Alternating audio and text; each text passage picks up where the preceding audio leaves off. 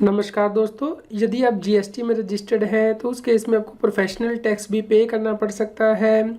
आप अपनी स्क्रीन पे अमेंडमेंट रेफर कर सकते हैं जो कि उड़ीसा गवर्नमेंट के द्वारा की गई थी। यहाँ पे बताया गया था कि यदि कोई डीलर है या फिर टैक्सेबल पर्सन है जो कि रजिस्टर्ड है उड़ीसा वैट एक्ट के अंतर्गत या फिर उड़ीसा जीएसटी एक्ट के अंतर्गत, तो उस केस में उसे 2500 रुपीज़ पर एनएम के हिसाब से प्रोफेशनल टैक्स पे करना है। ये अमेंडमेंट की गई थी उड़ीसा गवर्नमेंट के द्वारा 12 सितंबर 2018 को। Orissa state tax on professions trade calling and employment act 2000 के अंतर्गत इस प्रकार भले ही कोई व्यक्ति जीएसटी एक्ट के अंतर्गत रजिस्टर्ड है या फिर रजिस्ट्रेशन लेने के लिए लायबल है, उसके लिए प्रोफेशनल टैक्स की लायबिलिटी बन जाती है। जैसा कि उड़ीसा गवर्नमेंट के द्वारा यहाँ पे नोटिफिकेशन में बताया गया है।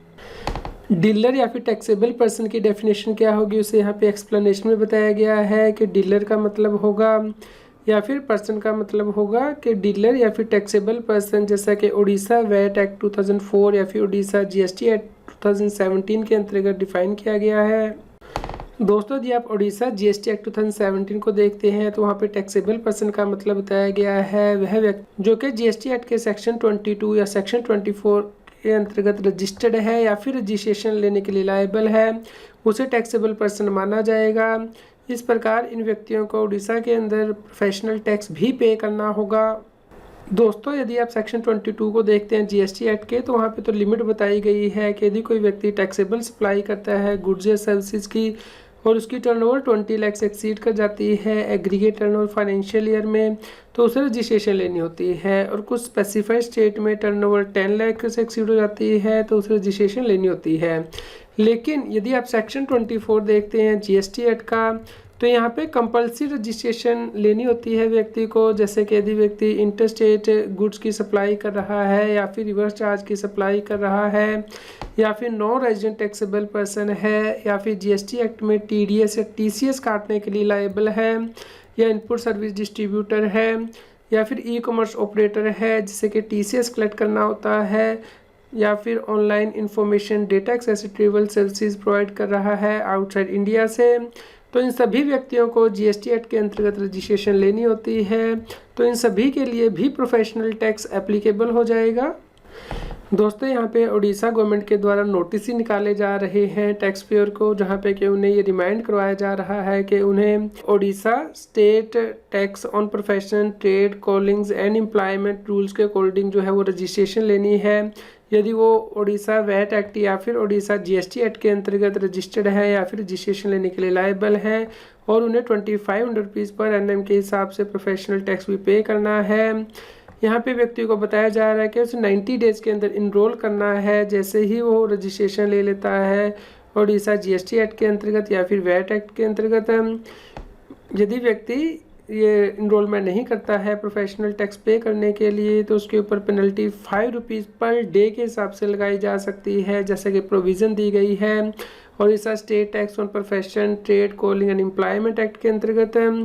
और यहाँ पे रिकॉर्ड को वेरीफाई किया गया है टैक्स पेयर के और ये पता लगा है कि टैक्स पेयर ने ये इनरोलमेंट नहीं कराई है प्रोफेशनल टैक्स के अंतर्गत, इसलिए यहाँ पे उन्हें हिदायत दी गई है कि वो 2500 रुपीज़ को इंटरेस्ट के साथ पे करें। यानी कि जब से वो रजिस्ट्रेशन लेने के लिए लायबल थे या रजिस्ट्रेशन ली है उस डेट से लेके जब तक वो इसकी पेमेंट करते हैं, और यदि वो ये रजिस्ट्रेशन नहीं लेंगे या टैक्स पेनल्टी की पेमेंट नहीं करेंगे तो उस केस में बिना फर्दर इंटीमेशन के एक्शन लिया जाएगा गवर्नमेंट के द्वारा।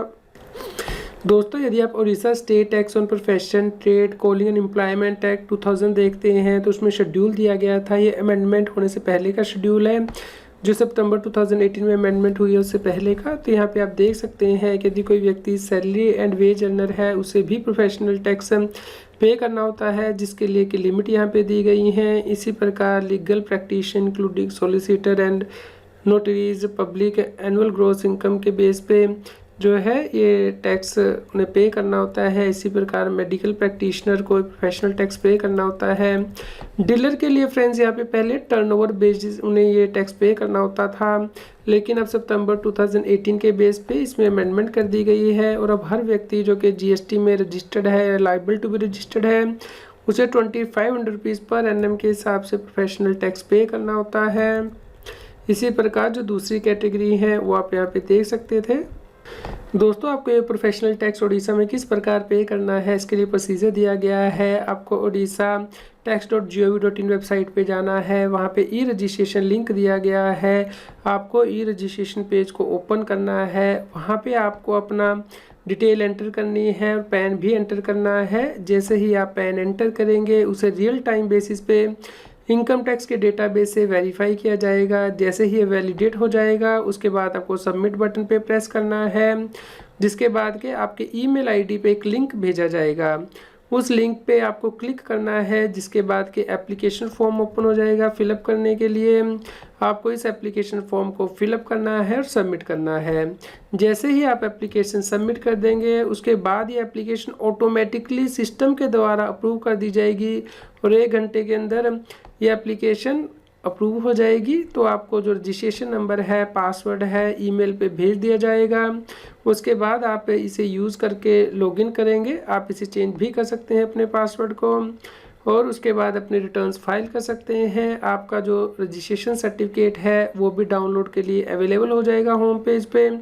इसलिए आपको जुरिडिक्शनल ऑफिस पे विजिट करने की आवश्यकता नहीं है।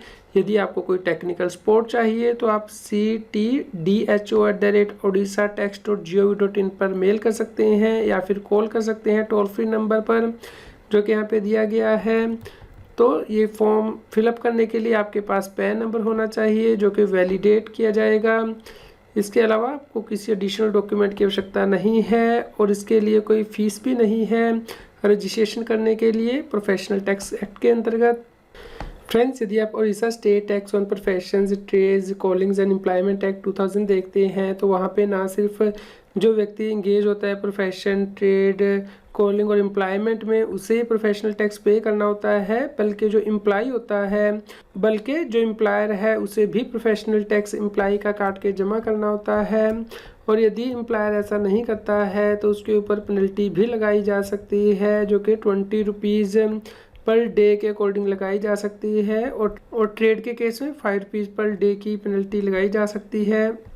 दोस्तों, जो प्रोफेशनल टैक्स वो स्टेट स्पेसिफिक है। जैसे कि यदि आप पंजाब गवर्नमेंट का प्रोफेशनल टैक्स देखते हैं तो वहाँ पे बताया गया है कि जो व्यक्ति इनकम टैक्स एक्ट के अंतर्गत असेसेबल है, सैलरी हेड के अंतर्गत उन्हें 200 रुपीज़ पर मंथ के हिसाब से प्रोफेशनल टैक्स पे करना होता है। और यदि व्यक्ति बिजनेस एंड प्रोफेशनल एक्ट के अंतर्गत असेसेबल है इनकम टैक्स में तो उसे 200 रुपीज़ पर मंथ के हिसाब से प्रोफेशनल टैक्स पे करना होता है। इसलिए फ्रेंड्स, आप अपनी स्टेट गवर्नमेंट का प्रोफेशनल टैक्स चेक कर लीजिए कि क्या आपके लिए लायबिलिटी बनती है इस टैक्स को पे करने की। उम्मीद करते हैं दोस्तों आपके लिए यह न्यूज़ यूज़फुल रही होगी। कृपया लाइक कीजिए और शेयर कीजिए ताकि सभी लोगों तक ये जानकारी पहुँच पाए। रेगुलर जीएसटी और टैक्स अपडेट के लिए इस चैनल को सब्सक्राइब करें। फ्रेंड्स, आप टीडीएस, इनकम टैक्स, जीएसटी और अकाउंटिंग सॉफ्टवेयर ऑडिट ट्रेल के साथ कंप्लायंस आसानी से कर सकते हैं। इन सॉफ्टवेयर के डेमो देखने के लिए आप हमें मोबाइल नंबर के साथ ईमेल कर दीजिए taxil@gmail.com पर। आप हमें Telegram app CA Satbir Singh Taxil पर ज्वाइन कर सकते हैं ताकि आप जीएसटी और इनकम टैक्स के रेगुलर अपडेट अपने मोबाइल पर ही प्राप्त कर सकें।